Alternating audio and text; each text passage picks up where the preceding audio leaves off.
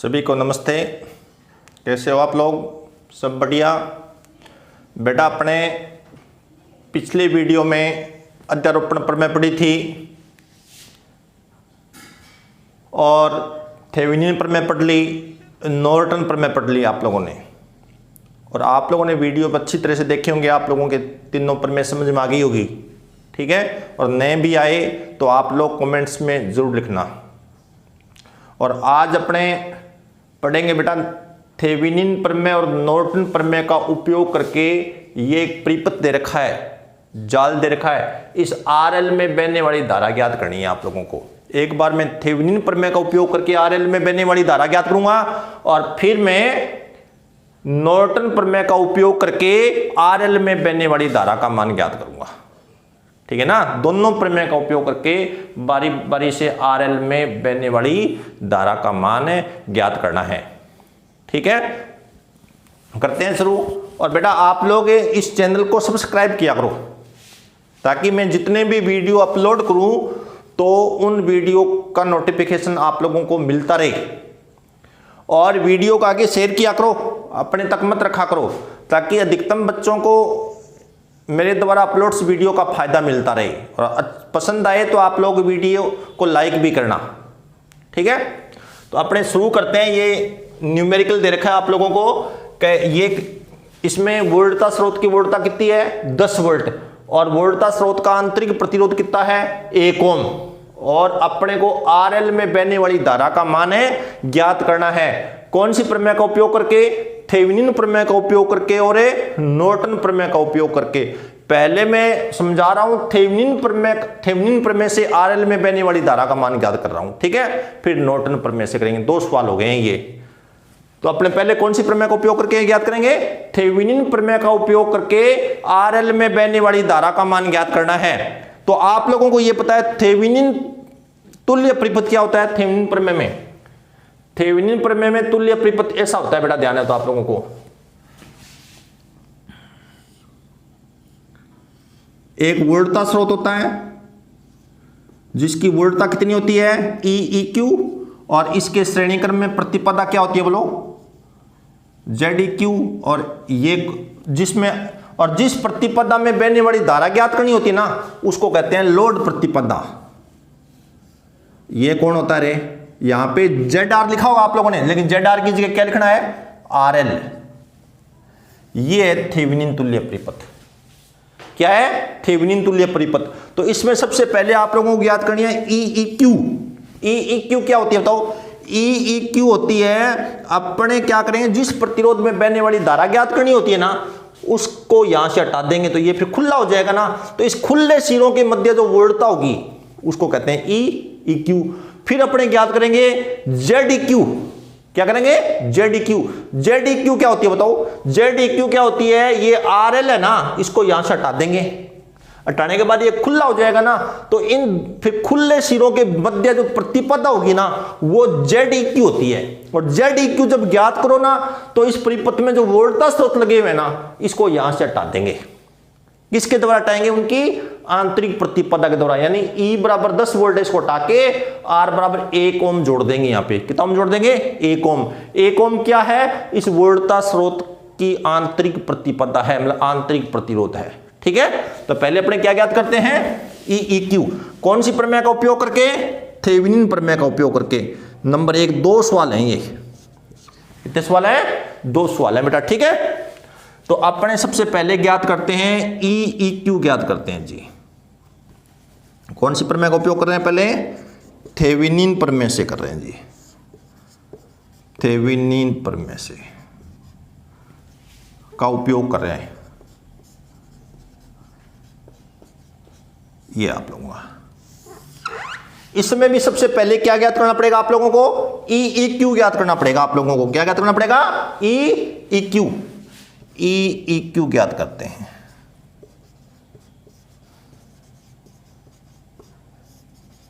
EQ ज्ञात करने के लिए क्या करोगे बताओ? इस RL को यहां से हटा देंगे, खुला हो जाएगा ना।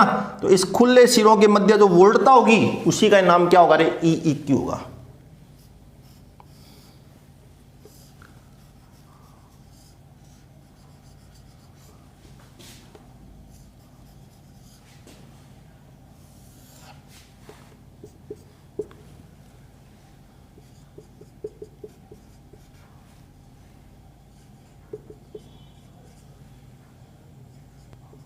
3 ओम, ये कितना है बताओ 2 ओम, ये कितना है 4 ओम, और ये खुला सिरा।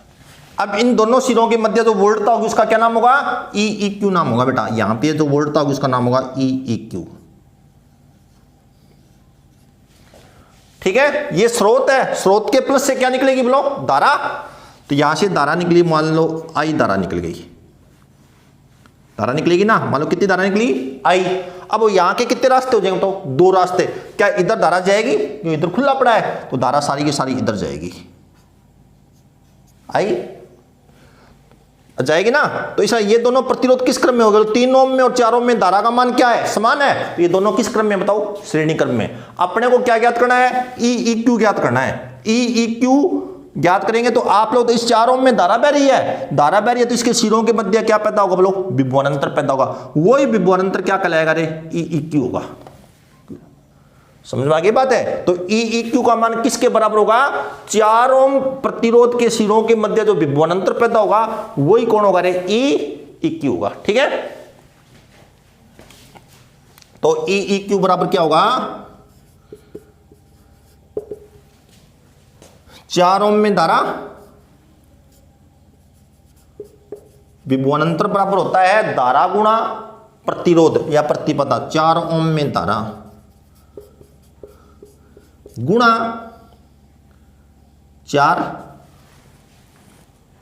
ओम हो जाएगा ना। ठीक है, अब बताओ आप लोग 4 ओम में धारा कितनी होगी लोग, 4 ओम में वही धारा होगी जो स्रोत से निकली है। और स्रोत से निकलने वाली धारा क्या होती है बताओ, वोल्टेज बट्टा टोटल इंपीडेंस। वोल्टेज कितनी है बताओ, वोल्टेज है 10 बटा टोटल इंपीडेंस क्या होगा, आर बराबर 1 ओम, 3 ओम और 4 ओम। 1 + 3 + 4 गुणा कितना रे 4, बोलो कितना हो गया बोलो, 10/8 गुणा 4। इसको हल करेंगे कितना आएगा, 5 वोल्ट आ जाएगा जी। ठीक है, 4 2 8 कट जाएगा तो 5 वोल्ट हो गया। अब अपने को क्या ज्ञात करना है बोलो, जेड ई क्यू ज्ञात करना है। क्या ज्ञात करना है, Z E Q.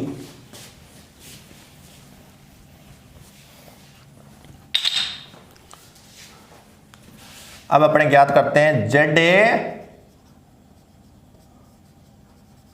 E Q ज्ञात करते हैं। तो जेड ई क्यू ज्ञात करेंगे तो अपने इन जो आर एल के दोनों सिरों के मध्य, इसको हटा देंगे, इन दोनों सिरों के मध्य जो प्रतिपदा होगी ना वो होगी जेड ई क्यू। और जब जेड ई क्यू ज्ञात करोगे तो परिपथ में जितने भी वोल्टता स्रोत लगे हुए हैं उनको हटा देंगे, किसके द्वारा, उनकी आंतरिक प्रतिपदा के द्वारा। ठीक है, तो क्या बन जाएगा, यहां पे जोड़ दोगे 10 ओम हटा दिया, 10 वोल्ट हटा दिया, इसकी जगह आर बराबर 1 ओम जोड़ देना, 1 ओम।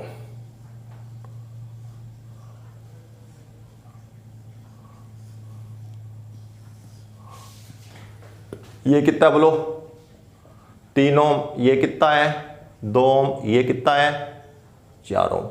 अब इन दोनों सिरों के मध्य जो प्रतिपदा होगी ना, इन दोनों सिरों के मध्य वो होगी जेड ई क्यू। क्या होगी, जेड ई क्यू होगी। इन दोनों सिरों के मध्य जो प्रतिपदा होगी ना, इन दोनों बिंदुओं के मध्य, उसी का नाम क्या होगा, जेड ई क्यू नाम होगा। मैंने आप लोगों को पहले बताया होगा कि जिन दो बिंदुओं के मध्य प्रतिपदा ज्ञात करनी होती है, तुल्य प्रतिपदा ज्ञात करनी होती है, वो दोनों बिंदु बैटरी से जुड़े हुए माने जाएंगे। किससे जुड़े माने जाएंगे, बैटरी से। तो आप लोग ये बात मन में रखनी है, आप लोगों को जोड़नी नहीं है बैटरी। मान लो आप लोगों ने यहां पे बैटरी जोड़ दी तो धारा यहां से निकलेगी ना, यहां से जब धारा निकलेगी यहां के कितने भागों में जाएगी, 2 भागों में। तो इन दोनों में धारा समान होगी ना, और तो इस ये दोनों 3 ओम और 1 ओम किस क्रम में होंगे, श्रेणी क्रम में। और फिर इन दोनों में धारा अलग अलग है ना, तो ये 4 ओम और ये 4 ओम किस क्रम में होंगे बोलो, समांतर क्रम में। फिर ये 2 ओम श्रेणी क्रम में। समझ में आ गई बात है। तो अपने क्या करेंगे, धारा को देख क्रम देख लेना, जिन प्रतिरोधों में धारा समान आए तो वो श्रेणी क्रम संयोजन, जिन प्रतिरोधों में धारा अलग अलग आए तो वो समानांतर क्रम संयोजन बनेगा। ये होगा जेड ई क्यू। ठीक है, तो आप बताओ जेड ई क्यू कितना, बताओ जेड ई क्यू बराबर होगा बोलो 2 ओम श्रेणी क्रम में प्लस 3 और 1 है 4, और फिर 4 और 4 किस क्रम में बोलो, समानांतर क्रम में। तो 1 + 3 गुणा 4 बट्टा 1 + 3 + 4, तो कितना आ गया बोलो, 2 + 4 गुणा 4 बट्टा 8, 4 दूना कितना हो गया बोलो 8, सही आया क्या ये। और ये कितना हो जाए बोलो 2, कितना आ गया 4 ओम आ गया बेटा, कितना आ गया 4 ओम। अब अपने थेवेनिन तुल्य परिपथ बनाएंगे, क्या बनाएंगे, थेवेनिन तुल्य परिपथ, थेवेनिन तुल्य परिपथ। तो थेवेनिन तुल्य परिपथ क्या होगा,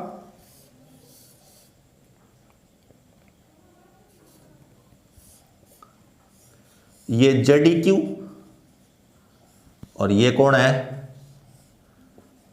ZR, ZL लिख दो, चलो RL लिख दो, अपने पास RL दिया हुआ है, ये क्या दिया हुआ है RL, लो जी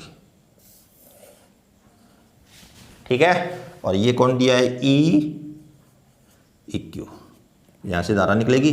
अब अपने को RL में बहने वाली धारा ज्ञात करनी है। RL में वही धारा होगी जो बोलो किससे निकलेगी, स्रोत से निकलेगी।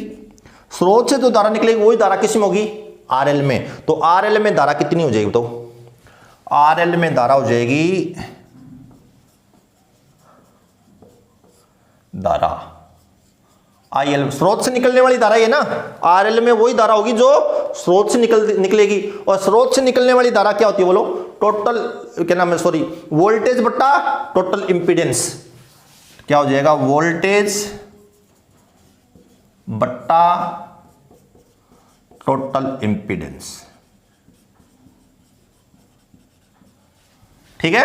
वोल्टेज कितनी है बताओ, वोल्टेज है EQ, बोलो कितना है EQ, तो एक बार ऐसा लिख दो, EQ बट्टा ZEQ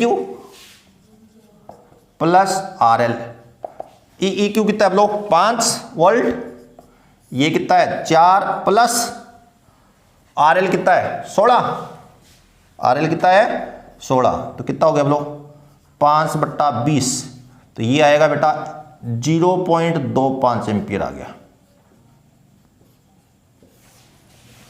ठीक है। तो ये हो गया थेवेनिन प्रमेय का उपयोग करके RL में बहने वाली धारा ज्ञात की आप लोगों ने। RL में बहने वाली धारा कितनी आई है, 0.25 एम्पियर आई है। तो थेवेनिन प्रमेय से जब भी आप लोग न्यूमेरिकल करो तो सबसे पहले क्या निकालना होगा आप लोगों को, EQ, और उसके बाद ZEQ, फिर थेवेनिन तुल्य परिपथ, फिर प्रतिरोध में बहने वाली धारा लिखनी है, ठीक है। अब अपने नॉर्टन प्रमेय का उपयोग करके, किसका उपयोग करके, नॉर्टन प्रमेय का उपयोग करके RL में बहने वाली धारा ज्ञात करनी है।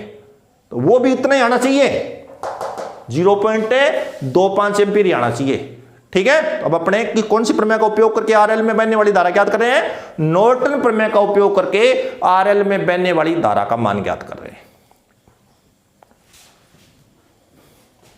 अब अपने नॉर्टन प्रमेय का उपयोग करके RL में बहने वाली धारा ज्ञात करते हैं। तो नॉर्टन तुल्य परिपथ क्या होता है बताओ, नॉर्टन तुल्य परिपथ बेटा इस तरह का होता है, देखो उसमें एक धारा स्रोत होता है IEQ, और उसके समानांतर क्रम में क्या होती है, प्रतिपदा ZEQ होती है। थेवेनिन तुल्य परिपथ में ZEQ थी ना, वो किस क्रम में थी बताओ, श्रेणी क्रम में। जबकि नॉर्टन तुल्य परिपथ में ZEQ धारा स्रोत के समानांतर क्रम में होती है, और ये RL हो जाएगा। ये है नॉर्टन तुल्य परिपथ। अपने को पहले ज्ञात करना पड़ेगा IEQ, फिर ZEQ, फिर धारा ज्ञात करनी है। तो IEQ क्या होती है बोलो, IEQ होती है बेटा कि अपने ये जो RL है ना, क्या है RL, इसको यहां से हटा देंगे, हटा के इसको सीधा जोड़ देंगे, मान लघुपतित कर देंगे इसको, RL को हटा के इसको सीधा जोड़ देंगे, तो फिर यहां पे जो धारा होगी ना उसी का नाम होगा IEQ, ठीक है ना। लोड प्रतिपदा के लघुपतित, लोड प्रतिपदा में लघुपतित धारा, लोड प्रतिपदा में लघुपतित धारा। और फिर अपने ज्ञात करेंगे Zeq। Zeq तो वही होगा कि RL को यहां से हटा देंगे तो इन दोनों सिरों के मध्य जो प्रतिपदा होगी ना उसी का नाम होगा Zeq।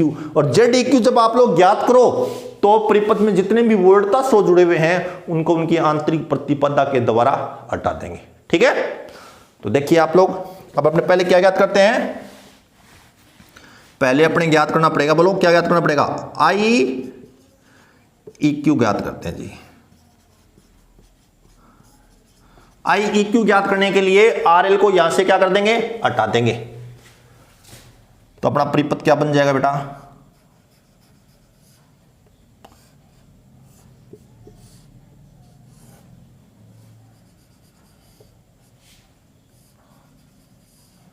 RL को क्या कर देंगे, सीधा हटा के लघुपतित कर देंगे, कर दिया। अब यहां पे जो धारा होगी ना यहां पे उसी का नाम क्या होगा, Ieq नाम होगा। ठीक है, और ये कितना है 3 ओम, ये कितना है 2 ओम, ये कितना है 4 ओम, और ये प्लस माइनस E बराबर कितना बताओ 10 वोल्ट, और R बराबर कितना बेटा 1 ओम। ठीक है, अब यहां से स्रोत से कितनी धारा निकली लोग, स्रोत से धारा निकली मान लो I धारा निकली, कितनी I, और ये I धारा यहां पे आके कितने भागों में मिट जाएगी, 2 भागों में। तो इधर धारा कितनी चली जाएगी, तो इधर तो धारा ये जा रही है, कौन सी Ieq जा रही है, तो इधर धारा कितनी जाएगी बोलो, कितनी धारा जाएगी, इधर जो बच जाएगी ना धारा I माइनस है Ieq वो नीचे जाएगी। और समझ में आ गई बात है, इसका ये धारा I है ना, इसका यहां पे आके कितने भागों में वितरण होता है, 2 भागों में वितरण होता है। अपने को किसका मान ज्ञात करना है, Ieq का मान ज्ञात करना है। आप लोगों को किसका मान ज्ञात करना है, Ieq का मान ज्ञात करना है। ठीक है, Ieq का मान ज्ञात करने से पहले आप लोगों को I का मान ज्ञात करना पड़ेगा। I क्या है, स्रोत से निकलने वाली धारा, और स्रोत से निकलने वाली धारा क्या होती है लोग, हमेशा होती है वोल्टेज बटा टोटल इंपीडेंस। ठीक है, देखो तो I बराबर कितना होगा, I बराबर हो जाएगा अपना, बोलो वोल्टेज बटा टोटल इंपीडेंस।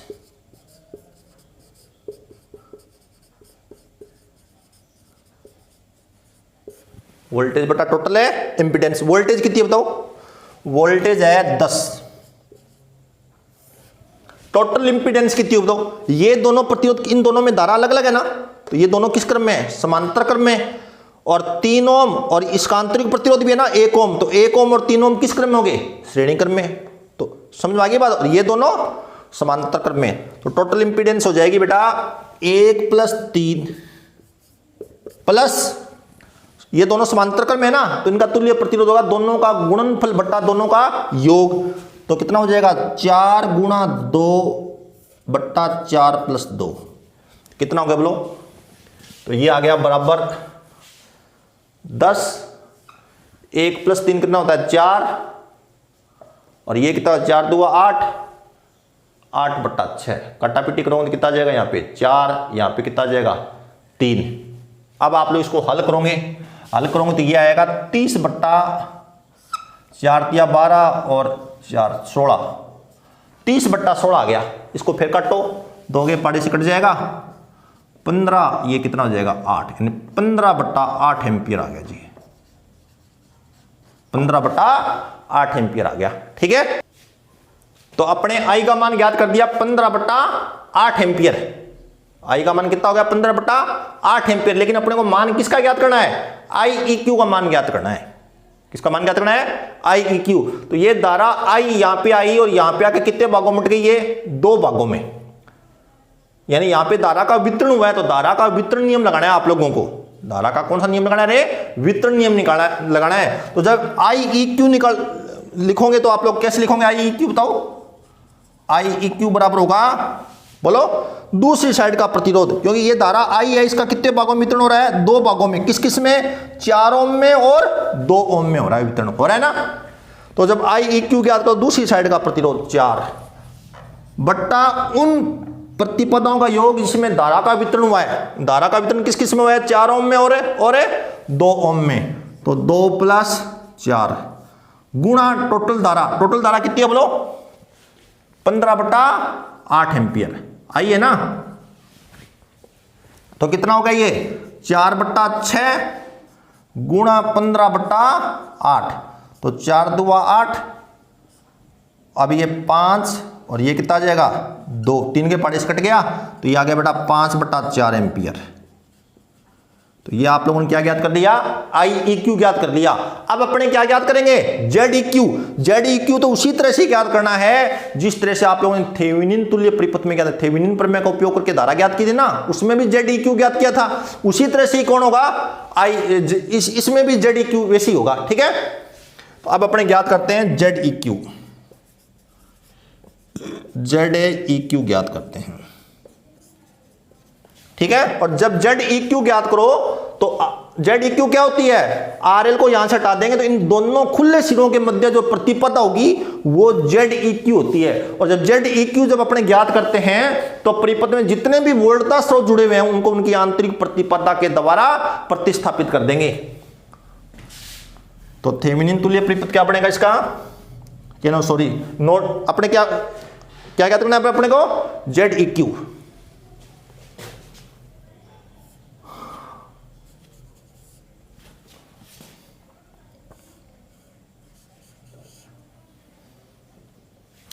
ये वोल्टता स्रोत हटा दोगे 1 ओम प्रतिरोध के द्वारा, इसकी जगह 1 ओम जोड़ दोगे, R बराबर 1 ओम, 3 ओम, और ये कितना है 2 ओम, ये कितना है 4 ओम। इन दोनों सिरों के मध्य जो प्रतिपदा होगी ना उसका नाम क्या होगा, ZEQ नाम होगा। ठीक है, तो ये 3 ओम और 1 ओम किस क्रम में है, श्रेणी क्रम में है। ये 4 ओम इन दोनों के समांतर क्रम में, फिर 2 ओम श्रेणी क्रम में। तो कितना हो जाएगा ZEQ, बोलो ZEQ बराबर हो जाएगा, बोलो 2 + 1 + 3 गुणा 4, 1 + 3 + 4, क्योंकि दोनों का गुणनफल, एक भाग तो हो गया 1 + 3, दूसरा भाग हो गया 4, दोनों का गुणनफल बटा दोनों का योग हुआ है। ठीक है, तो ये कितना आएगा, हल करोगे तो 4 ओम आएगा बेटा, कितना आएगा 4 ओम। अब अपने बनाएंगे नॉर्टन तुल्य परिपथ। क्या बनाएंगे, नॉर्टन तुल्य परिपथ।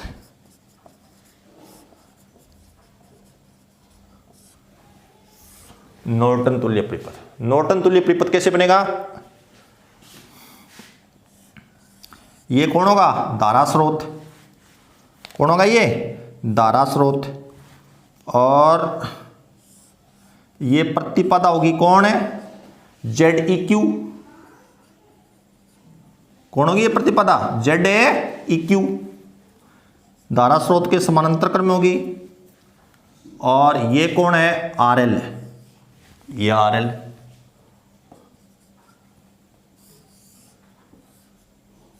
ठीक है, और ये कितनी धारा पैदा करेगा, IEQ, यानी ये धारा स्रोत है ना, ये कितनी धारा पैदा करेगा, IEQ। ये हो गया नॉर्टन तुल्य परिपथ। यहां से धारा निकलेगी IEQ और यहां पे आके कितने भागों में उठ जाएगी, 2 भागों में, एक भाग इधर चला जाएगा और एक भाग इधर। मान लो इधर कितना गया भाग, IL। अपने को तो RL में बहने वाली धारा ज्ञात करनी है। कौन सी धारा ज्ञात करनी है, RL में बहने वाली धारा ज्ञात करनी है। तो ये IEQ धारा है कि ये धारा स्रोत है ना, ये कितनी धारा पैदा करेगा, IEQ, और यहां पे आके कितने भागों में उठ जाएगी वो धारा, 2 भागों में। धारा का वितरण नियम लगाना है आप लोगों को। तो बोलो IL कितना हो जाएगा, बोलो लोड RL में धारा, RL में धारा, बोलो IL बराबर, धारा का वितरण नियम लगाओ, RL में धारा निकालो तो दूसरी साइड का प्रतिरोध ZEQ बट्टा उन प्रतिपदाओं का योग जिसमें धारा का वितरण हुआ है, ZEQ और RL में हुआ है, गुणा टोटल धारा कितनी है, IEQ। बोलो ZEQ कितना है, ZEQ है 4 + 16 गुणा कितना रे 5/4। तो देखो कितना बढ़ेगा, ये हल करोगे तो यहां कर दूं, ये बराबर आ जाएगा 4/4 + 16 20 हो गया क्या, 20, 5/4, 4 से 4 कैंसिल, 4, तो कुल मिला के कितना आएगा 1/4 आएगा। 1/4 का मतलब होता है 0.25 एम्पियर। तो इस तरह से अपने नॉर्टन प्रमेय के द्वारा RL में बहने वाली धारा का मान ज्ञात किया है। ये मान उतना ही आया है जितना मान थेवेनिन प्रमेय में है। उत्तर में कोई डिफरेंस नहीं आएगा, चाहे कोई सी भी प्रमेय लगा लेना आप लोग, ठीक है ना। तो नॉर्टन प्रमेय से जब धारा का मान ज्ञात करो तो सबसे पहले क्या ज्ञात करना पड़ेगा आप लोगों को, IEQ ज्ञात करना पड़ेगा, फिर ZEQ ज्ञात करना पड़ेगा, फिर नॉर्टन तुल्य परिपथ बनाना होगा, फिर RL में धारा ज्ञात करनी होगी। ठीक है, समझ में आ गया होगा आप लोगों को। धन्यवाद।